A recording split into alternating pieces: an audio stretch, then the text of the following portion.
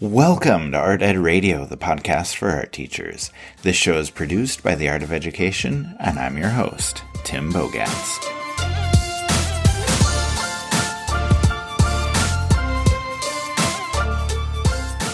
All right, so ladies and gentlemen, welcome to the show. I'm going to be trying something a little bit different today. I'm going to be flying solo and hosting this one all on my own. And before we dive in, I think I probably need to tell you a little bit about what brought this about.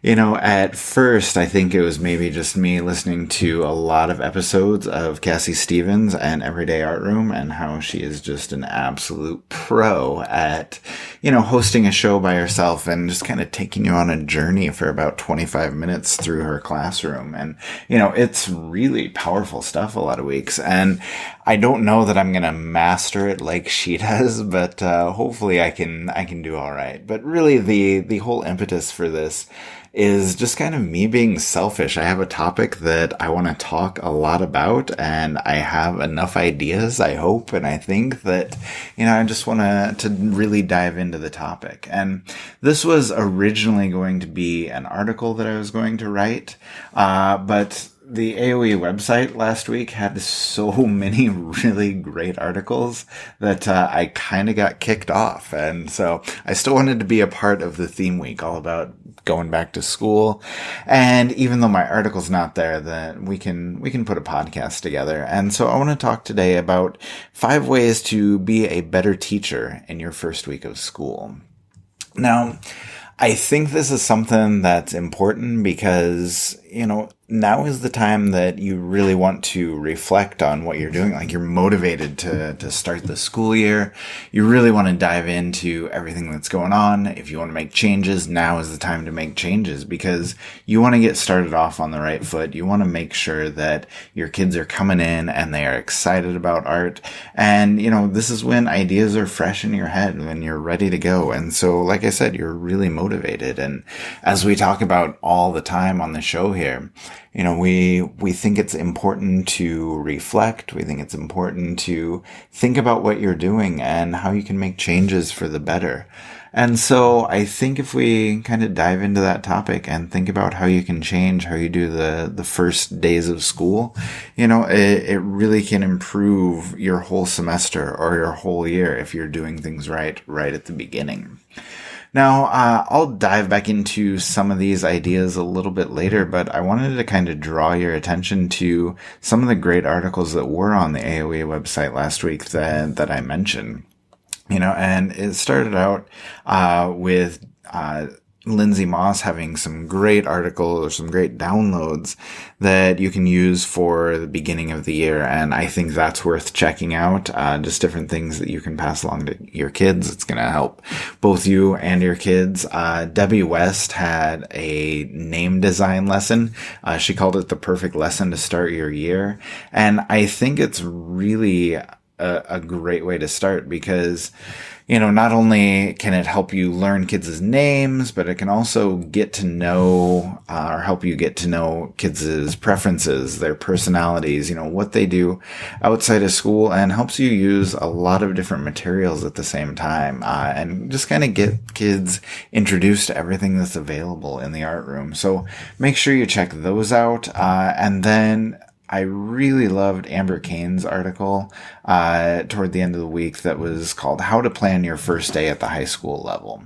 And there are a few things in there that, aren't necessarily the way I would do things, but there are some other ideas that are way better than anything that I would do. So shout out to Amber for putting that together because she's talking about how, from day one, you can teach your students how to think like an artist and, how you can do that with some of your procedures, how you can get them to create art, how you can get them to reflect, and even how you can get them to help make the rules in your classroom. Just so many great ideas. So anyway, we will link to all of those in the show notes here. And, if you're done listening to this episode and you want even more ideas, I think any and all of those articles, plus a couple more, are all there for you last week. So we'll get all of those linked and get you the resources you need to kind of really start your year off being really successful.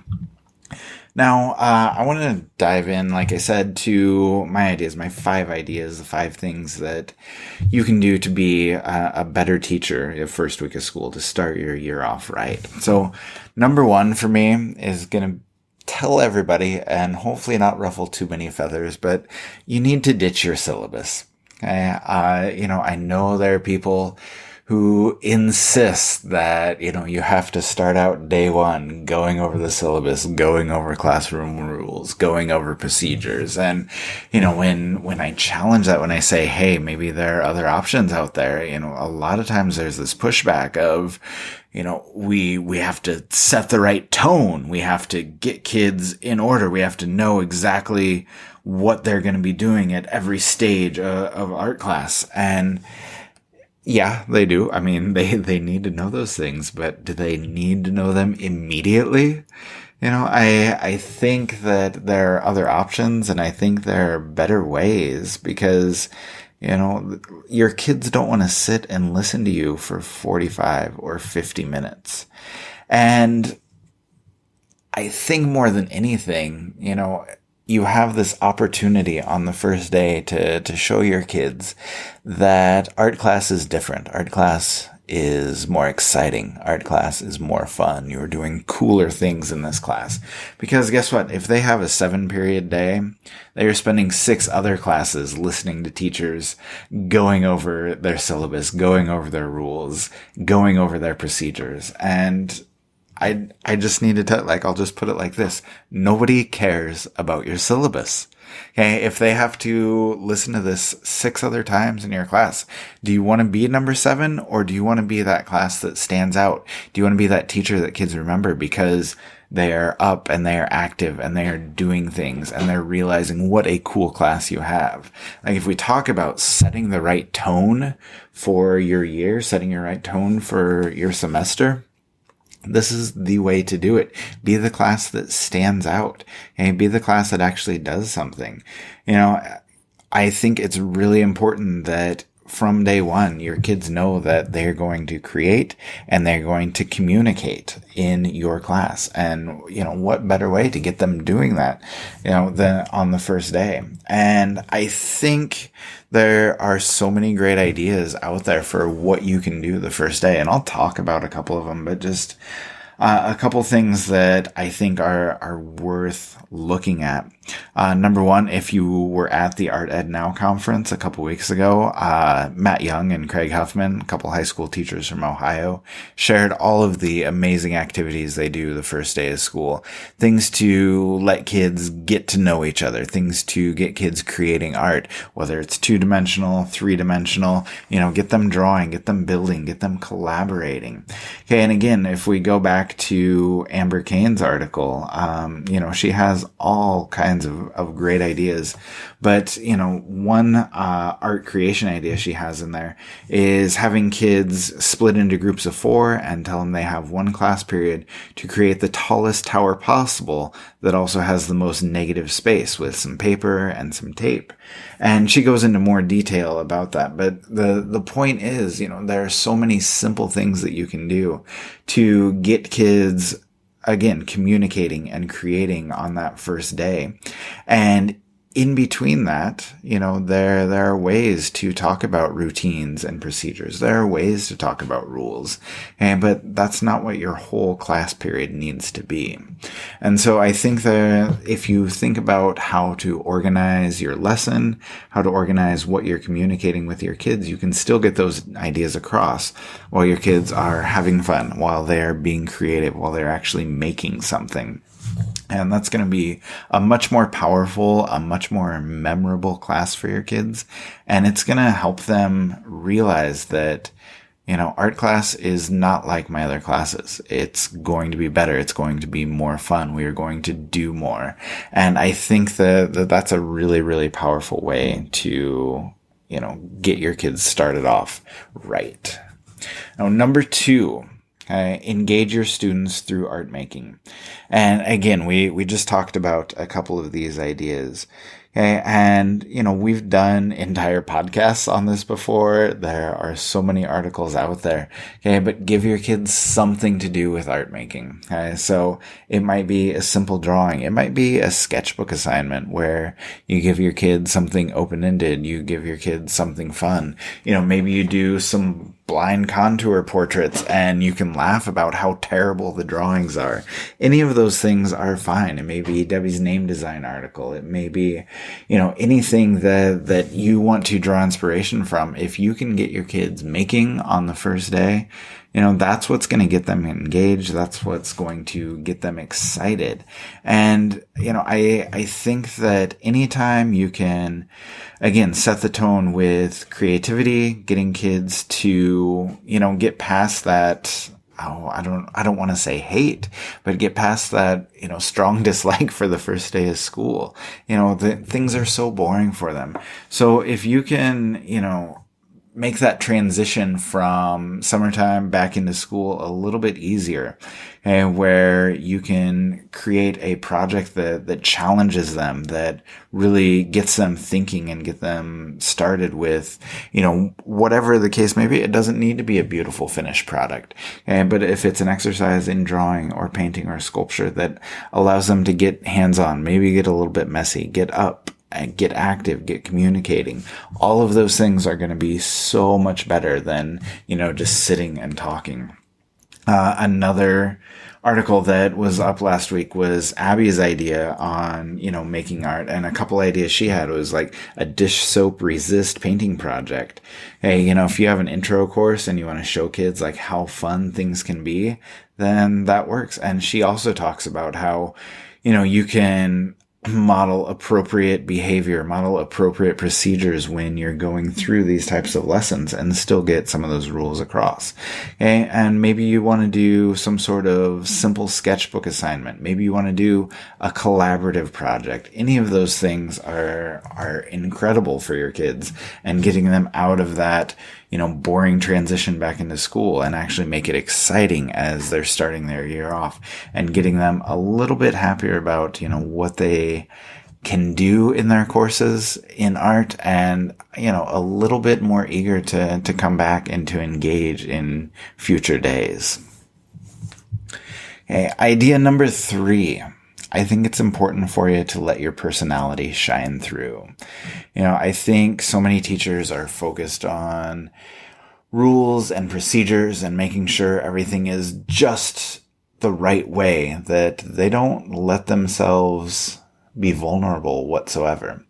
And I'm not talking like overly vulnerable, telling kids all of your deepest, darkest secrets. What I'm saying is, just let kids know who you are. Let your personality come through a little bit. Let kids know that you are approachable, that you are fun to talk to, that your class is going to be a good one. And one thing that I love to do, and I know a lot of people are doing this too, because every beginning of the school year I get emails about it, but I do what we call a quiz about the teacher. Okay, and this was a video that I put up, at least like 3 years ago on the AOE website, just talking about how the very first day I give the kids a quiz about me. And, I'll just tell them, hey guys, we have a quiz to start the day. And, they're freaking out because they don't want to do a quiz at the beginning. And then they see, that it's actually going to be something fun and enjoyable. And so, I just have them guess, where was I born? How many pets do I have? How many shoes do I own? And then just random things that are just like borderline nonsensical. Like, what did I have for breakfast this morning? And, there's obviously no way that kids are going to know these sorts of things. Okay. But, it makes it enjoyable. Like, it makes them have fun with their time in art class. And more importantly, it lets them know a little bit about you, which is step 1 to kind of building some good relationships. And it lets kids know that, your class is going to be enjoyable, that they can have fun in there, that they can let loose, relax, and kind of enjoy their time. And I think that's really important. And then, like I said, I always get dozens and dozens of emails when, August rolls around, people are looking for new ideas and they're like, Tim, I just saw your video. I was hoping you could share the questions with me. And I don't know how many of those I have to respond to every month. And now that I'm talking about it, it's probably 100 more. But if you want those questions that I use for the, quiz about the teacher, just shoot me an email and I will be happy to get those to you. I think it's an awesome way to start the year and to let your kids get to know you on the first day. So we'll link to that video as well. And like I said, just, shoot me a message if you think that's something that's worth trying. I will be happy to send you those questions. Now, quick break from our ideas on how to be a better teacher the first week of school, because I want to talk a little bit about Art Ed Pro. And we, are talking all the time about how we want to reflect, how we want to improve, and Art Ed Pro is one of the best ways that you can do that. It's on-demand professional development with video tutorials, downloadable handouts, and just all kinds of other resources to help you kind of take your teaching to the next level. So, if this is something you want to do on your own to just be a better teacher, it's out there for you. And if it's something that you want to do through your school, see if you can get them to pay for it, or even use it on your PD days. That's worth looking into. And what's really cool is, there are 3 new learning packs that come out every month. There's 75 total right now. The new ones this month are about building positive relationships, kind of like we just talked about with that quiz. There's one about observational drawing and one about how to teach perspective. And then there's another 72 beyond those that should cover just about everything else you need, anything else you might have questions on. So, so many topics there. And like I said, 3 more packs released on the first of every month. It's just this constantly evolving library of professional development topics. So it is the PD you need when you need it. If you haven't done so already, check it out and you can start your free trial at theartofed.com/pro. Now, if we can jump back into our list, I believe we're on number 4. And I think it's important, especially at the beginning of the year, to get your classroom organized. And I think it's important to show kids that you're organized. So if you're one of those people who needs to, like I said, set the tone at the beginning of the year, this is where you want to pay attention. This is how you can do it, because I think it's important to show kids that, you are welcoming, you're easygoing, your class is fun, but at the same time, you can show them that you know what you're doing, that there's not time for a lot of nonsense. We have our procedures down, we have our routines that we need to follow, and this is how we're going to do that. So, I think it's important to just start out by having everything in its right place. Have your labels on the materials. Be willing to talk to kids about, hey, these are our procedures. When we are getting supplies, this is what we do. When we are turning sketchbooks in, they go here. And, maybe you cover that the first day, maybe you cover that the first week, but as long as you're kind of hitting that point a little bit every day, and kids can see that you're organized, that goes a long way into setting that right tone and just showing kids that, it's time to make art when we're in here. Okay, but I want to talk just a little bit about my first day, what it looks like in my room, how I do seating charts and all of that. And, maybe you can use some of these ideas. So basically, first day, I think it's important to be at the door and ready to greet your kids. And that does a couple things. Number one, it creates that welcoming environment. It shows kids that you want them there. It starts everything off. Their first impression is going to be a positive interaction. If you're at the door waiting for them, welcoming them, talking to them about how excited you are that they're there, that's really important, and that's going to get things off on the right foot. But it also shows them that you are ready for them. If you're scrambling around trying to stack up drawing paper and get materials ready and whatever else you need to do, that doesn't create the best impression for kids. If instead you have everything organized, you have everything in its place, and you're ready for them when they first come in, again, that, like I said, sets the tone. And then as kids come in, I have a seating chart displayed up on the board. I use a projector to just kind of show them where everyone's going to sit. And again, it shows that we're in order. Okay, everybody has their spot. I have the system for what I need, where I want kids to sit. And I know not everybody's into seating charts, but I think there's something that really speaks to organization and speaks to preparation. If kids come in, you're there to greet them, tell them how they are, how excited you are for them to be in there. And then they come in and just look up at the board. Oh, that seat, there's my name, corresponds with that desk. That's where I go. Obviously, you're going to have to help some kids. They don't get how that translates sometimes. You get them into their right spot. But then if you have, note cards on the desk that also have their name to kind of create a secondary system for helping them find their seat, helping them get things in order, that's a big deal. And it's a little bit of work to make seating charts and to put cards down, because every desk in my room has period 1, this name, period 3, this name, period 5, this name. And that is a lot of work. But at the same time, every single class period, kids come in, they sit where they need to be. Okay, they are there, they have materials in front of them, and we are ready to start as soon as that bell rings. Okay, and again, that's setting the tone, that's organization, that's preparation. And it shows kids that you are serious about getting stuff done. So even though we're going to have fun, we're going to work as well. And so if you can have that set up and ready for them, I think that is huge. And I think that plays a big role in getting things started off right. And then lastly, number 5, I think it's important to just get the conversation going with your kids. I talked about that just a second ago with greeting them when they come in. And, that's hey, how are you? Just getting that conversation started. And I have a goal, and it's not necessarily attainable every day, but I want to speak with every kid every day. And it might just be that interaction at the door, but it might also be a longer, deeper conversation. And, like I said, you're not going to talk to every kid every day. It's impossible with everything else that needs to be done. Okay. But if you can come close, and if you maybe miss a kid one day, just go back to them the next day and say, hey, sorry, I didn't get a chance to say hi yesterday. You know how busy it was. And then jump into a little bit more of a conversation. That's important. That it makes kids feel welcome. It helps kids know that you care. And I think that that's vital into having the right type of classroom, the environment that you want, the environment that your kids deserve, honestly.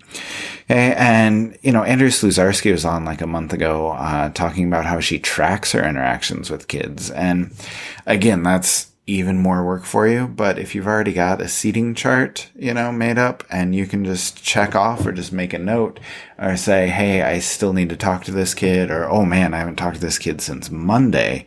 You can really make sure that those interactions are ongoing, that they're positive. And then the last thing, just kind of under getting that conversation going, I think it's important to let kids ask questions. So just one last idea I want to share. I know we're getting up toward the end of the podcast here, but I think it's important for kids to be able to ask questions. And so one thing I do is on that first day, I have a note card for every kid, and I ask them to do a couple things. What we do is we'll have them split that note card in half, and one half is anonymous and one half is about them. Okay? And you can give them 2 note cards. You can do however you want. But on the anonymous side, I have them ask 3 questions. Okay. And they can be questions about anything. They can be about the school. They can be about me. They can be about this class, what we're going to do. Okay? And, it can be a really good exercise for putting kids at ease. Like, they are nervous, they're stressed out about the first day. They don't know how to get to their next classroom. They don't know what's for lunch. They don't know, how long period. It's a laundry list of things they don't know. But if you can get a couple questions answered, that makes them feel so much better. Okay, and so what I do is I have them turn in those 3 anonymous questions, and I'll just answer them out loud. I'll just read through, and it'll say, hey, how do I find this math room? And, nobody knows who asked. Nobody's embarrassed about asking some of those questions. Okay, but yet they know the answer. It makes their day a little easier. It lowers their stress level, their anxiety, puts them at ease. And so a lot of them are going to be questions about, wait, what time do we get out of school? Where's my English class? Okay, what are they serving for lunch today? How do I pay for lunch? And those are not the most exciting questions, but they're obviously causing kids some anxiety because they don't know. So if you can, put them at ease with that, I think that's huge. And again, if they can answer questions about, or you can answer questions about yourself, or they can ask about the class, what kinds of projects are we going to be doing, things like that. It's great for them to be able to know those things and be able to ask things without, being embarrassing. And if there's ever anything inappropriate, you skip it. If it's a repeat, you skip it, and just kind of let them get to know you, let them get to know a little bit more about the class, about the school. And that's awesome. And then, lastly, I said they have one with their name on it, and I just ask them to tell me a few things about them, what helps you feel most welcome? What do you want out of an art class? How do you like to be greeted? What do you want me to call you? What do you like most about school? Keep it really positive. Tell me about music, or, what are you streaming on Netflix? Or what kind of video games do you play? What's important to you? Who are your friends? All those things. And just kind of keep it positive and let them get to know you. And I have kids give me a recommendation too and say, hey, just give me a recommendation of a song I should listen to, a show I should watch, a movie I should check out, a book I should read, anything like that. And just, again, open up those lines of communication.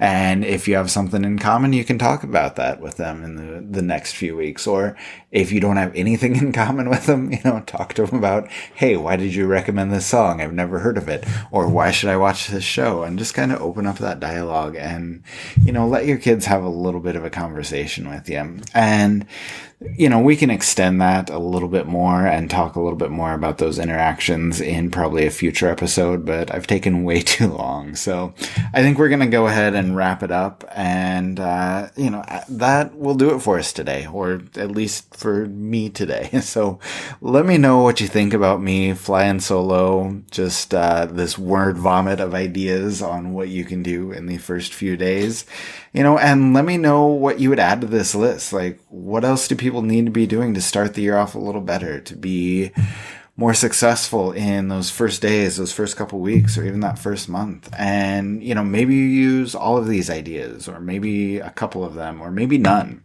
But more than anything, like I said in the intro, I think it's important that we just reflect on what we do. The first part of the year is the best time to do that, because those days are so important to getting off on the right foot. And, now is the time when you're motivated to make changes, to start new, to improve what you're doing. So, maybe take what I said here and use it, maybe not, but definitely, if nothing else, spend some time thinking about what you're doing to start your year. And most importantly, ask yourself, is there anything I can be doing better?